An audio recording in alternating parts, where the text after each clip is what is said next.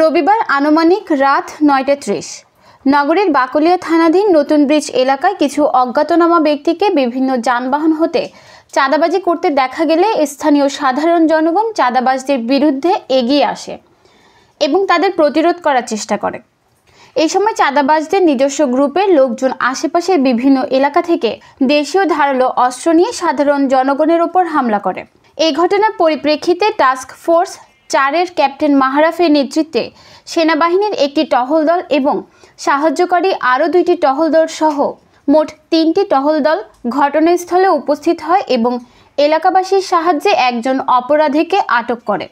একই সাথে এলাকাবাসীর দেওয়া তথ্যের ভিত্তিতে পাশেই থাকা একটি দোকান থেকে সাধারণ জনতার সাহায্যে একটি দেশীয় অস্ত্র ভর্তি বাক্স উদ্ধার করা হয়, যেখানে মোট ২১টি বিভিন্ন ধরনের ছোট বড় ধারালো অস্ত্র ছিল। এসব অস্ত্রসমূহ এবং অপরাধীকে বাকলিয়া থানায় সোপর্দ করা হয়েছে। নিউজ ডেস্ক, দৈনিক পূর্বকোণ।